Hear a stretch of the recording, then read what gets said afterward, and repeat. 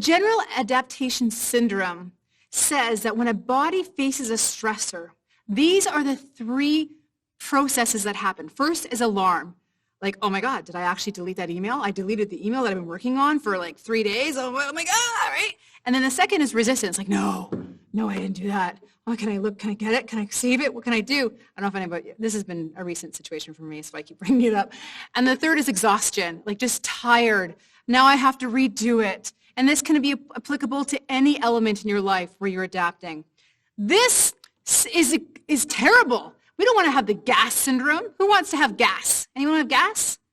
No gas. We do not want gas. We don't want the alarm. We don't want the resistance, the exhaustion. We want to be able to move forward from feeling like this to feeling like this. Yeah? Who here relates to the dog a little bit more, right? I had a speaker once tell me when I first started in the industry, pictures of kittens makes a difference. I'm rebelling. I got a dog and a gorilla thing. Anyway, so this dog to me looks like it's adapting very well. It's got it. It's got moves, you know. It's got the adapting charisma. At least that's what I think when I see it. I don't know about you guys. So we want to go from the crazy, to like, okay, I got this, to how I felt the second time that I had to deal with the head lice and was able to manage the experience a little bit different. And to do this, we're going to be looking at the 3 phases of adaptability. So the 3 phases of adaptability, it's not like a cookbook system. This is not like you put the ingredients in and boom. This is a behavioral process. It's all about mindset tweaks. And that's the power behind it, is you can create it for your own life, and it's simply tools for thinking that's going to help you create the action steps that really do matter. So it's all about, we'll go to phase 1 here, calm and curious. It's using these phases, again, to engineer versus react. So when it comes to creating agency over your personal or your professional life, engineering is more important than reacting because it's going to help you to enjoy the process. So the first phase is centering. So we're going to do this one more time. I'm going to get everyone, because you've been sitting for like, I don't know, a while now, stand up. Stand up again. I know. You're like, I don't want to have to do this stuff. I'm not actually at a conference. Stand up. It kind of feels good just to move around a little bit, right? Remember how in the beginning of this session, we actually, it's going to change this over, we actually focused on our feet being grounded to the floor. So we're going to take it up one more notch. So you're going to put your feet on the floor and just wriggle your toes, right? You're here, like you're in this moment. You're in your room, you're in front of your computer or on your phone or whatever the case may be, but you're still in this moment and we're still here together. Feeling your feet, wriggling your toes. Okay? There's 300 people doing the similar thing with you right now.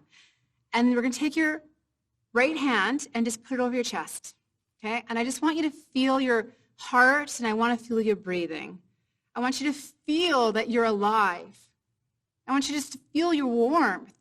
So it helps, again, all about mindset, bringing you present. So just take in and get calm and curious energy. Take in 3 big breaths. You ready? So 1 breath. And let it go. Another breath. Let it go. And 1 more, really feeling your warmth. 1 more time. And let it go. The only thing we have control over is how we feel. It's the only thing. And when we recognize that and own it, we can approach life in a much more humble way. It's almost arrogant to think we can control things that we can't, but fear makes us believe that we can. So the first phase of adapting is to be calm and curious, to center yourself into this energy. Thank you, everyone. You can stand for a little bit if you want. You can sit if you want. Do whatever you need to do. So the calm and curious energy is the first phase, because when stuff hits the fan, we can circle out of control, right? Like spiral. Isn't that true? How many of you, when stuff goes awry, you're just like, and you either get angry. Anger can happen. You can get sad. Some people's emotional response is sadness. You can feel shame. All this stuff happens. So being calm and curious is the first phase because we cannot adapt, we cannot move forward in a positive way if we're vibrating at that level. Okay, so take a couple minutes to excuse yourself from the meeting, to excuse yourself from your teenage daughter that's looking you in the eye and telling you that you are dog water. I don't even know what that means, but it was said to me last week. Anyways, I think she learned that on TikTok, which is another conversation. So we're going to center ourselves, right? So to excuse yourself if you have to physically to be in that space. And the calm and curious strategy is all about asking questions. So again, I love asking questions. It's the coach in me, right? Questions, questions, questions. So here's some great questions you can ask when you're seeking to connect with that energy of what's rising you up.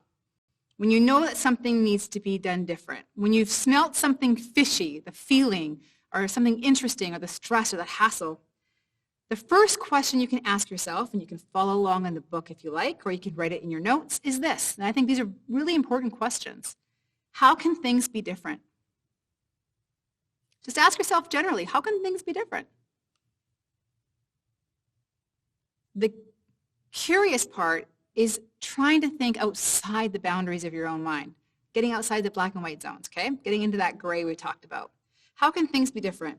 The next question is asking for other people's perspectives. So asking people for the feedback, asking people for like, tell me more about why this is, or tell me more about how you're feeling, or to acquire more information to expand what you know. And sometimes we avoid all that because we don't want the conversation. So you've already decided that there's something you want to adapt on, whatever is written on your paper or in your mind. How can these questions help you in the calm and curious phase? And the third one I think is the most powerful. The third one is, what information am I ignoring because I don't like what it's telling me? Anyone else guilty of that one? What information am I ignoring because I don't like what it's telling me? I'm just going to pretend I don't know that. I'm just going to push that thought aside, right? If you have ever pushed information aside or a truth you know to be true for you, buried it, ignored it, whatever you want to call it, have you ever done that and it's gotten you away from moving forward in a positive way? In the chat, give me like an emoji, like, yep, that's me. Or yes, or something. We can do emojis in the chat, can't we? Emojis are fun in the chat. I think you can do emojis in the chat. I'm not sure, actually. Anyways, if it's happened to you, just put yes. That you have ignored a piece of truth because you don't like what it has to say. I see some emojis. Yes, right? Okay. Now, this can be a hard piece to swallow because then we know we're doing it to ourselves. The powerful stories that human beings can create. Talked about that, you know. The frog doesn't create stories. It just does what it does. But humans, we create them. Seeing lots of absolutely, oh, heck yes. That's funny. Don't have that option, but yeah, okay, this is fantastic. So we're all in agreement we've experienced this, right? So you don't have to put it in the chat, but in your notes, make a little note for yourself. What is that piece of truth? What is that information that you're ignoring? Just make a little note.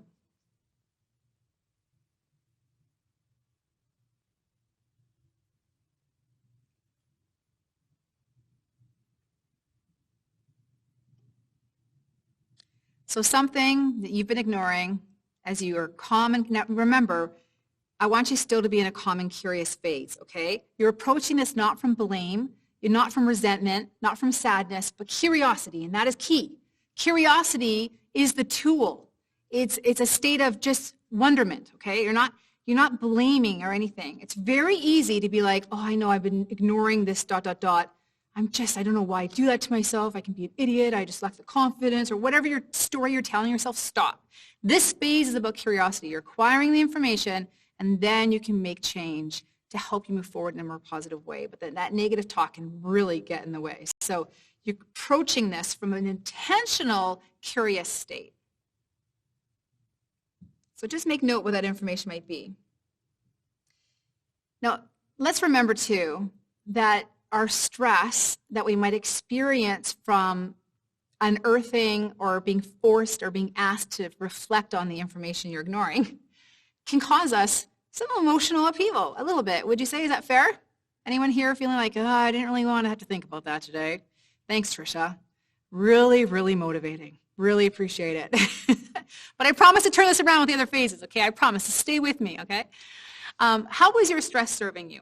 How we think about our stress is how we experience our stress. There's all kinds of studies to show that, and we can get into it. It's a whole different workshop. But I want you to reflect on how your stress might be serving you, okay? Because it's an energy. Stress is just energy, and it actually can be serving you. So the first one is your stress helping you to excel? So for instance, whenever I do a presentation, I feel a lot of stress about it every time. It's never really gone away. It's evolved and adapted and changed, but it's still there. And I now actively use the energy of the stress of presenting to help me have energy when I present. So how is your stress helping you to excel? How you think about it changes how it actually is experienced. Was it helping you to endure something? Is that stress providing the energy to get through something? And man, we've had to endure a lot in the last year and a bit. And for some of us, it's been so hard and tragic. And some of us have been less affected, more affected. It goes all around on so many different levels and ways. We've all had to endure something in our lives. So is the stress helping you to endure, giving you the energy to keep moving forward? Or perhaps it's helping you to empathize. Maybe the stress is asking you to reflect that energy on that person who maybe is going through something. Think about that. And the final one is maybe it's helping you to exit. Maybe it's asking you to say, you know what, you're stressed about this. Maybe you should just be not playing in that arena. Something to think about. I can guarantee if I sat down with each and every one of you that you would have a situation in your life right now where you don't actually want to be in it. You don't even want to be doing it. And it could be a work thing, a personal thing. You're doing something that's stressing you out, and you just need someone or the permission or yourself to have the confidence to say, I need to exit that. So whatever you need to exit, make a note about that. And that can be one of your adaptations. So stress impacts us to the level and the way in which we interact with it. Something to think about. How is your stress serving you? So we were calm and we were curious. We got present. We asked some really important questions. We gathered resources. We found out what we're ignoring or missing from a curious standpoint. You ready for phase number 2? Okay, I got a few people going, yeah. Thank you. I so appreciate that. Man, I miss you guys being in the room so much. I just want to, anyways, it's okay. We're getting through. This is great, right? Okay, so number 2 is courageously creative. Now we can move from, thinking about things and gathering information from a curious and calm perspective, ramping it up a little bit, using the energy of the stress, that resistance.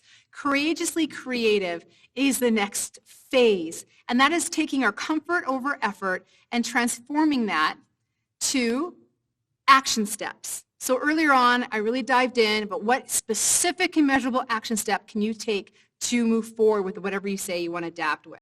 Can't just be general ideas, it has to be very specific. And I love the philosophy of Lego blocks.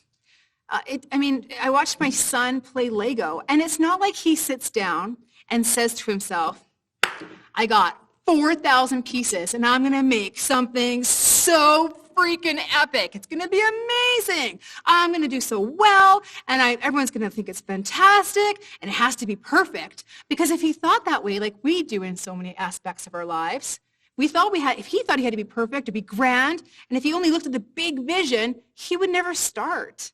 He would never have the playfulness to try a piece and then try a different piece, see which one he liked. So remember, adaptability is about playing with life. So when you're moving forward and getting uncomfortable, focus on little Lego blocks, little baby action steps. Because if you think of the big picture, the big fears in your life are going to kind of clouds, they're going to roll on in. And then you're just maybe not even going to start. Has that ever happened to you? You think too big, the picture too wide, action steps so big and perfect and grand that you just don't even start. So we don't want to have that happen. It's courageously creative. And sometimes the courage is in starting small, is in recognizing I am a disaster until I'm a master, right? We can suck. You can suck. This is my most motivational speech ever. You deserve to suck at something. How's that? Okay? You don't have to be perfect. You don't have to be great. You don't have to be good.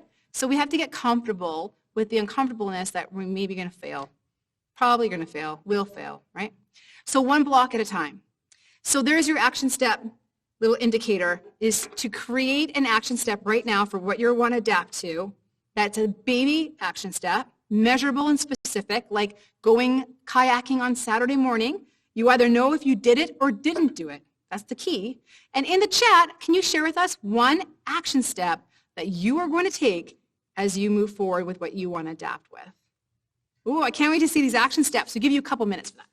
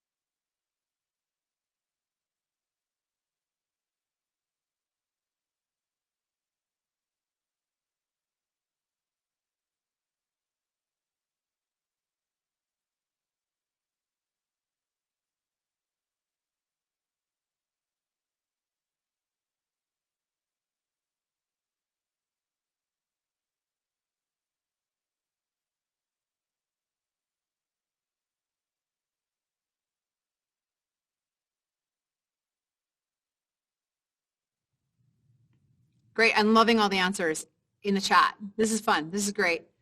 Remember, specific and measurable. You have to know whether you did it or not. Paul had mentioned earlier a really fantastic strategy of attaching a goal or an action step to a habit that you do every day, because it's much easier to remember. So it could be going for that walk, after you have your daily lunch or whatever it is that you do every day and attaching it to it. So many great examples here. Practicing gratitude every day. Be specific and measurable. When are you going to do that? Are you going to write it in a book? The more specific and measurable you are, the less likely you are to not do it, because you just know if you did or didn't do it, right? Baby steps are beautiful. Remember, Lego blocks are what really matter when it comes to truly adapting and engineering in a way that is sustainable and more fun, right? It's hard to think about the giant picture all the time. So one more piece of advice before I move on to phase 3. You do not have to cross a bridge before you get to it. Please don't forget that. You do not have to cross a bridge before you get to it. So let's say you're starting a new project at work, and you start thinking about a year from now or 6 months when that project has grown to this size and you maybe need to add on this other app or platform, whatever the case may be. You don't need to think about those bridges. You can plan for things and strategize for them, but when you build all your energy into worrying about every single step, that's what can get in the way from truly adapting and moving forward, because again, you're thinking about the giant picture and the clouds of fear can roll in. So those bridges you can cross when you get to them. I coach a lot of entrepreneurs, and the big questions are always like, well, if I do this and then I get 100 people buying this, then I'm going to have to do that. And I'm like, well, let's get the people buying it first, then we'll worry about the other stuff, okay? So release the pressure, lower the expectations. Not meaning you can't have goals and big ideas and dreams, but we need to make it more manageable for ourselves. We do not have control over everything, and life needs to be more fun, don't you think? Does life not need to be more enjoyable? Who here would like to reduce their expectations a little bit because they know instinctively it would impact life in a more positive way, right? That's the beauty of being human. We do it to ourselves. We do. So hopefully these phases can help you navigate the journey around those expectations. So phase 3. So first we were calm and we were curious and we absorbed information, asked the right questions, and kind of self-reflected. The second one, we were creative and courageous, meaning that we're taking baby action steps, we're growing our confidence, we're creating momentum with what we say we want. And, things are moving forward. The next phase, which is inevitable and very important, is flexible grit. Because it's actually pretty easy to come up with an idea of what you want to adapt. It's actually pretty easy to create some baby action steps. It is the flexibility and the grit that you require that is the harder part. Anyone agree with me? Flexible, yeah, it's like, thank you. It's sustaining it, right? Like, I'm going to go for a run 3 days a week starting on Monday because might as well eat the rest of the cookies on Friday and go for dinner on Saturday in preparation for my new lifestyle. Anyone ever do that? No, just me. So what happens is that we get into the zone of doing it, but then we kind of lose the motivation because maybe the motivation wasn't super in line to begin with. So flexible grit is about the gray of adaptability, the flexibility. And there's different types of flexibility I'm going to talk about. So flexibility can be cognitive. It can be in how you think, those mental frameworks, the mindsets. Or it can also be emotional, and I think this is a real big one. Flexibility in your emotional agency, so being able to manage your own emotions and also help and manage those around you, so to empower them to do the same. And the third one is dispositional. So people who are flexible in their dispositional adaptability and thinking tend to see things from a primarily positive perspective, but also fairly realistic as well.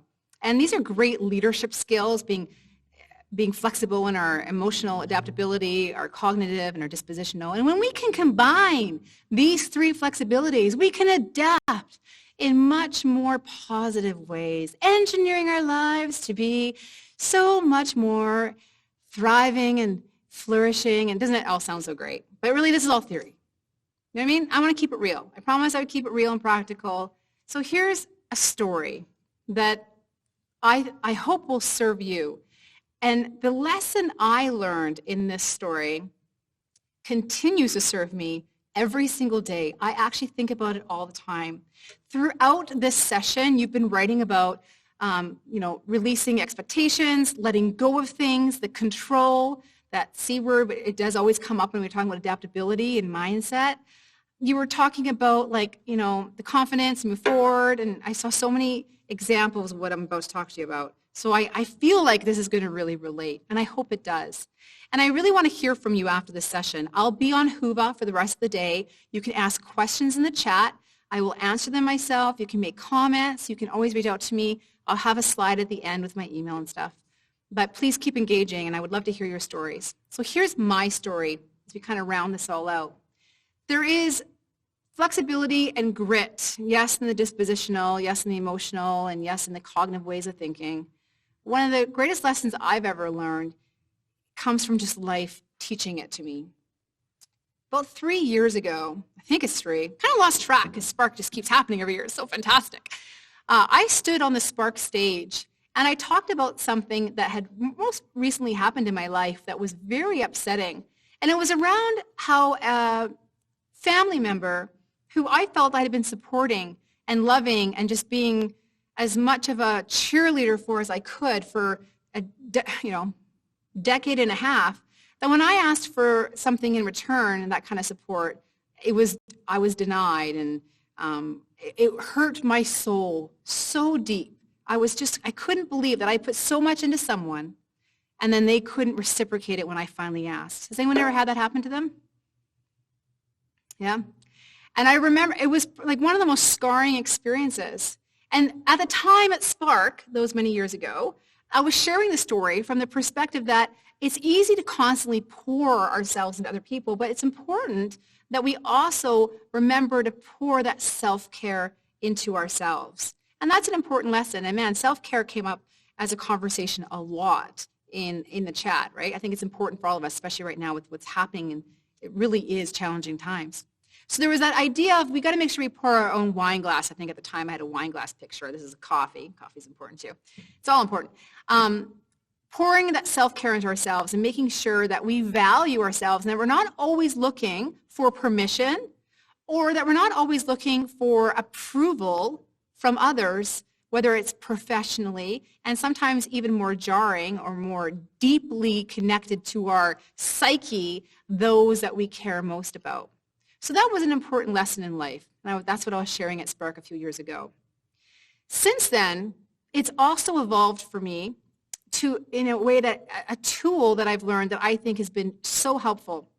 And it is this.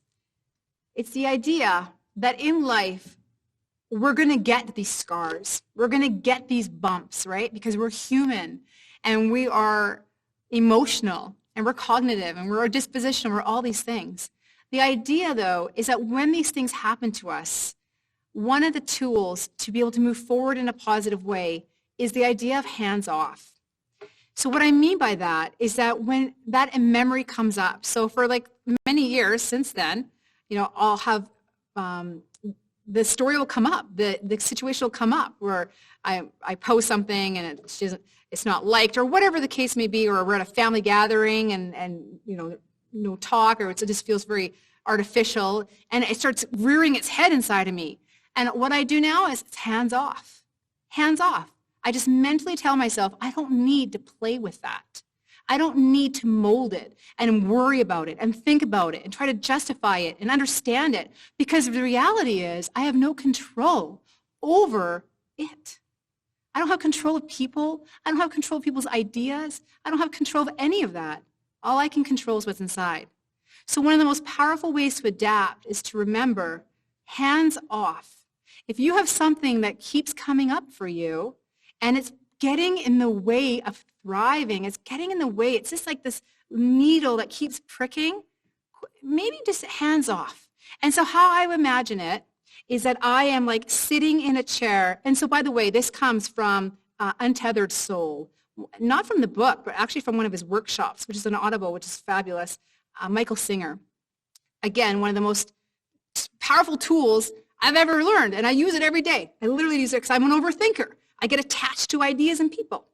So yeah, amazing book, Untethered Soul, and he has a workshops in Audible. So that you imagine yourself sitting in your mind, okay, your brain, you're in a chair and you're sitting behind. So you are watching yourself living your life. And literally when these things pop up, you just say hands off.